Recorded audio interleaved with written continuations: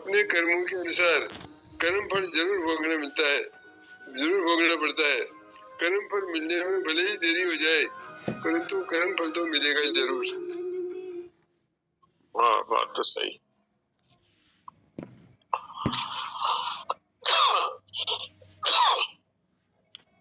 अब किसी का कोई प्रश्न हो तो प्रश्न करें।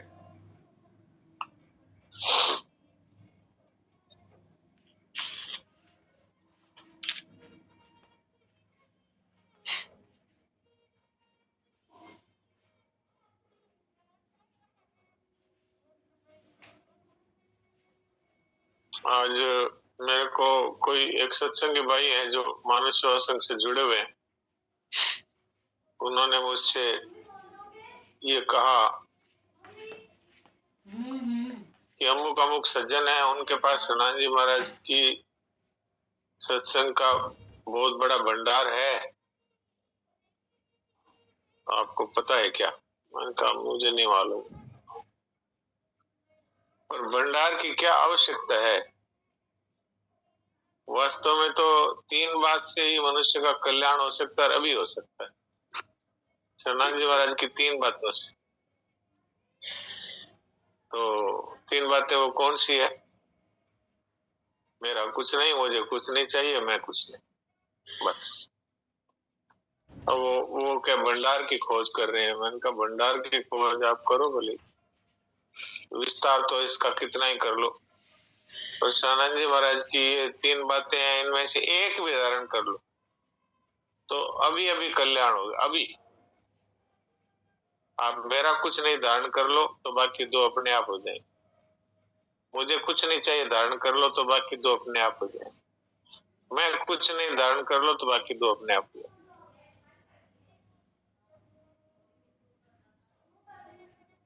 भंडार खोजते रहो, उसके बाद भंडार है, उसके बाद भंडार है, उसके बाद भंडार है। मैंने कहा मुझे तो पता नहीं है, उन्होंने किसी सज्जन का बताया मुझे।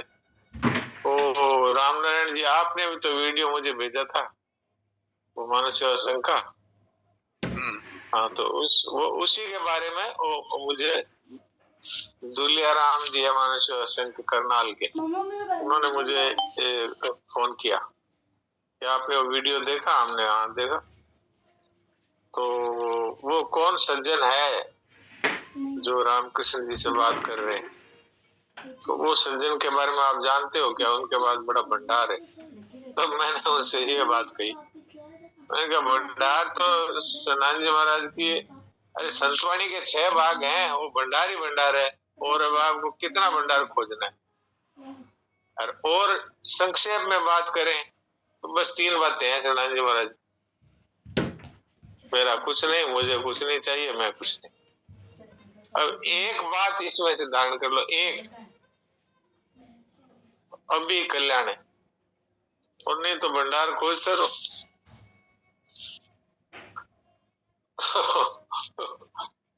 अब ये कितनी कीमती बात है, तो इसी पर अपना प्रसंग चल रहा है। और मूल बात इतनी है, और अगर हम धारण करें तो अभी अभी कल्याण है। ये इसमें ऐसा नहीं है कि आज धारण करो तो कल होगा। त्यागा शांति अनंतरम, अंतर नहीं पड़ता। मेरा कुछ नहीं ये निश्चय करते ही मुझे कुछ नहीं चाहिए, मैं कुछ नहीं, अपने आप हो जाता है, अपने आप। मेरा कुछ नहीं है तो शरीर से आपका संबंध टूट गया ना। शरीर से संबंध टूटते ही आप एक चिन्हमय सत्ता के सिवाय कुछ नहीं रहते हैं। तो मैं कुछ नहीं हो गया। इसमें किसी को संदेह हो तो बात करो। देखिए, बातों को कहते कहते हम इतना कठिन बना देते हैं कि सुनने वाले भी परेशान हो जाते हैं कि पता नहीं इतनी सारी बातें कह दी, अपने से कैसे होगी। क्योंकि वास्तव में परमात्मा की प्राप्ति है, वो इससे सुगम कोई काम नहीं। हाँ, ये कह सकते हैं कि परमात्मा के दर्शन है वो हमारे हाथ में नहीं। पर आत्मज्ञान हमारे हाथ में है। ये तो मनुष्य को जन्मसिद्ध अधिकार है कि वो आत्मज्ञानी हो सकता है। बस एक ही शर्त है कि बस एक ही लगन हो कि मुझे तो आत्मज्ञान प्राप्त करना है, बस। इसके सिवा और कुछ नहीं चाहिए। जब मनुष्य को धन कमाने की लगन हो जाती है तो खान पान विश्राम सब भूल जाता है। तो क्या भगवान धन से भी कमजोर है? इनकी प्राप्ति के लिए हम प्रयत्न नहीं कर सकते? और जिसमें प्रयत्न की जरूरत नहीं है, अप्रयत्न से मिलते हैं। संसार में तो प्रयत्न की जरूरत पड़ती है, प्रारब्ध की भी जरूरत पड़ती है।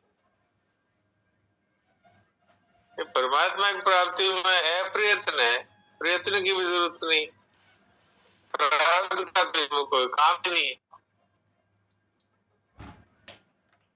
इस विषय में किसी को कोई संदेह हो तो प्रश्न कर सकते हैं।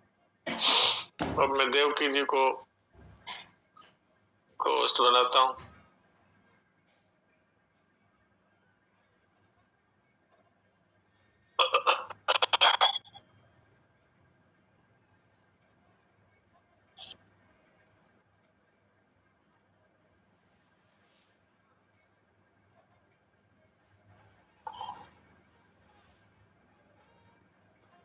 हाँ जी देवकी जी, सुना दीजिए।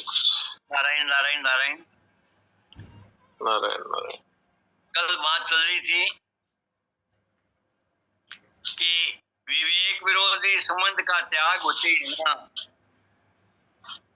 ये शरीर हमारा नहीं है, इंद्रियां हमारी नहीं है, प्राण हमारे नहीं है, जागृत स्वप्न और सुषुप्ति अवस्थाएं हमारी नहीं है, स्थूल सूक्ष्म कारण शरीर हमारे नहीं है। तो इसका परिणाम क्या निकला? बात चल रही थी स्थूल शरीर की ममता छोड़ दो तो कर्म की आसक्ति विदा हो जाएगी। यदि सूक्ष्म शरीर की ममता छोड़ दी तो आसक्ति की, चिंतन की आसक्ति विदा हो जाएगी। जी। और यदि कारण शरीर का छोड़ दी, आसक्ति नहीं रहेगी। जब आसक्ति नहीं रही तो अनासक्ति आती है।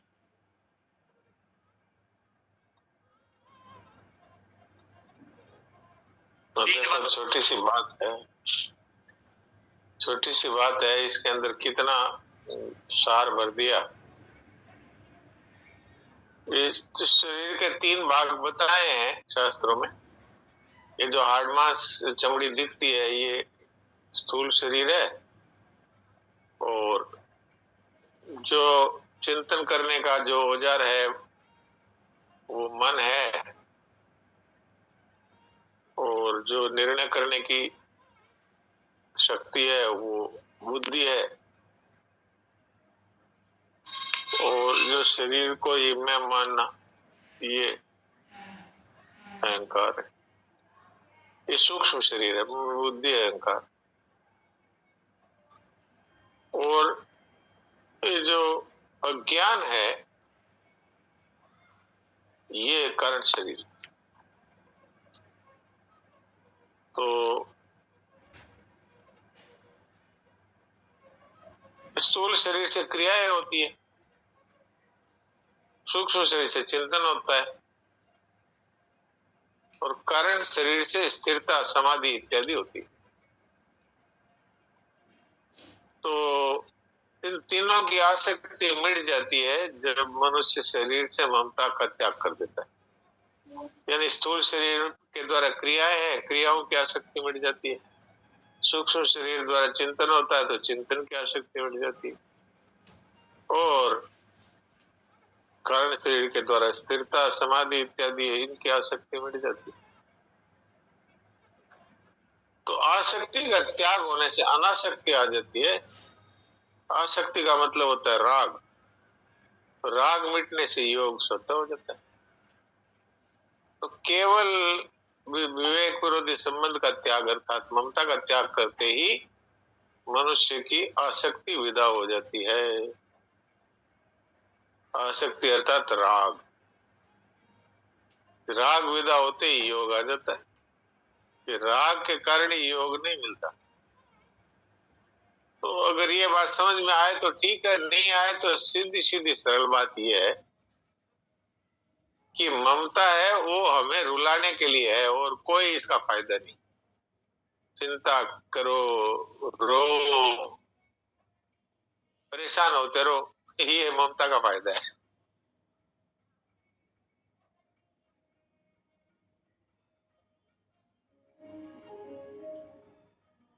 आप खूब गंभीरता से विचार करके देखो कि हमें चिंता किसकी होती है।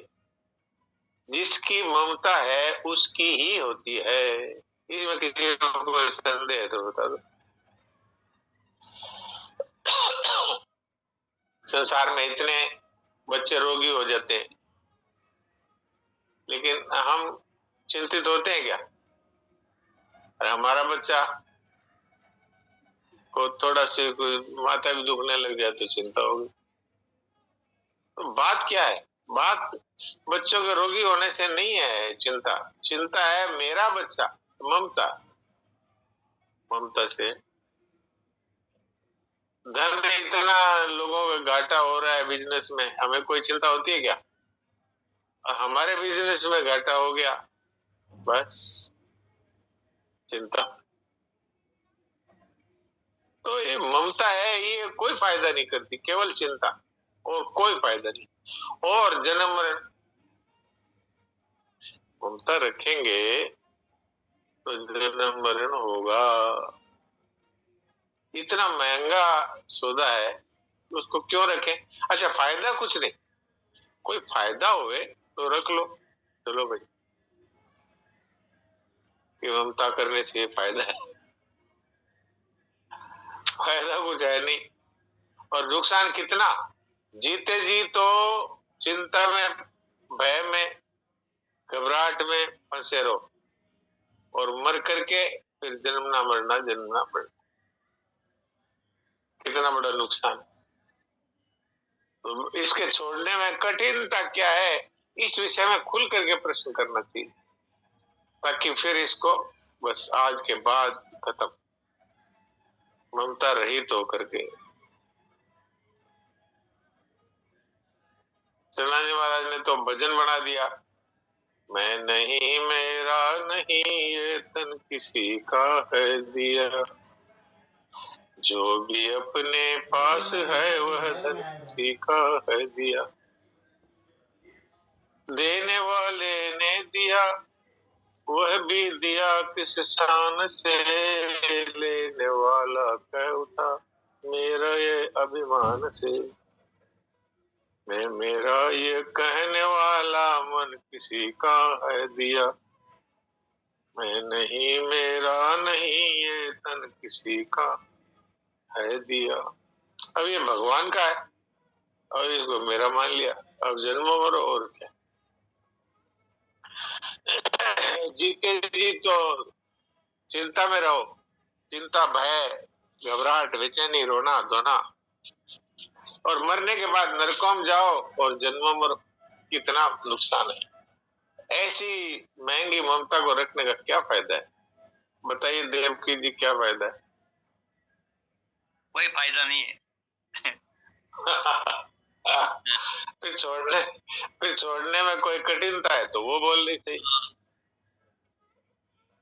ठीक है ना, केवल विवेक संबंध छोड़ना है खाली, बस विवेक विरोधी संबंध है ये तो। अरे भाई जो रहेगा ही नहीं हमारे साथ, उसको मेरा मानने का क्या फायदा है? रामानंद जी बोलिए। ममता से ही चिंता होती है, ये समझ में नहीं आ रहा। चिंता के तो और भी कई कारण हो जाते हैं। कई बार ऐसी परिस्थिति आ जाती है कि भाई कुछ समझ में नहीं आता है कि भाई क्या करे। कर्ज हो गया जैसे एक उदाहरण के लिए, उसमें कहाँ ममता है, वो उतारे नहीं तो फिर पूरा परिवार संकट पे, एक परिस्थिति आ गई तो परिस्थिति की जो चिंताएं होती है उसमें ममता का तो कहीं नहीं है। ममता छोड़ने से चिंता कैसे?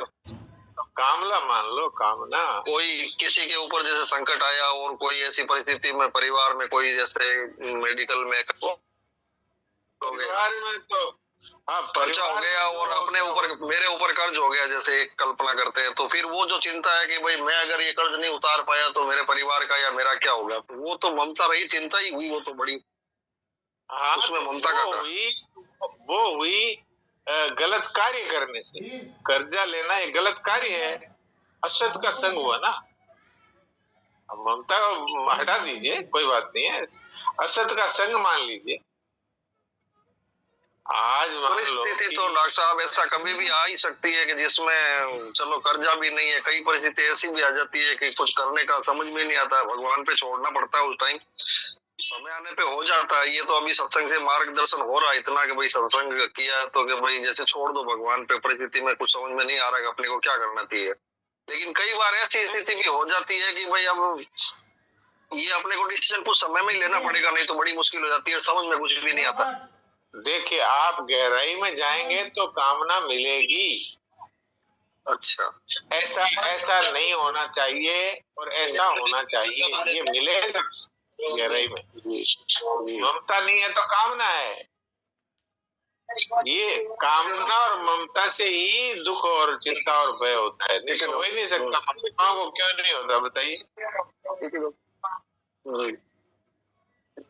तो आप जैसे ये परिस्थिति आ गई, तो वो परिस्थिति हमें नहीं चाहिए, ये कामना है कि नहीं?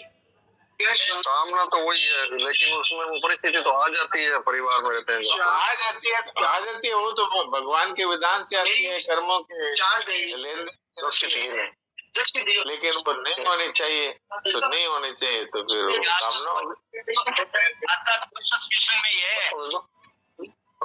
असत का संग के बिना हो ही नहीं सकता चिंता और भय और शोक।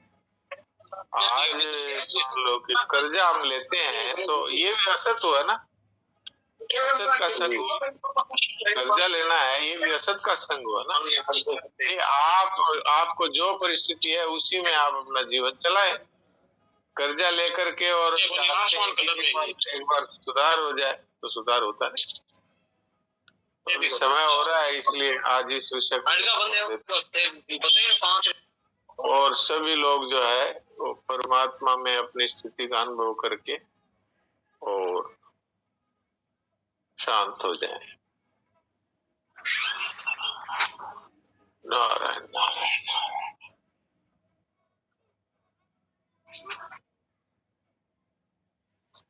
भगवान सबके हृदय में विराजमान है, इस बात को स्वीकार करके शांत हो जाए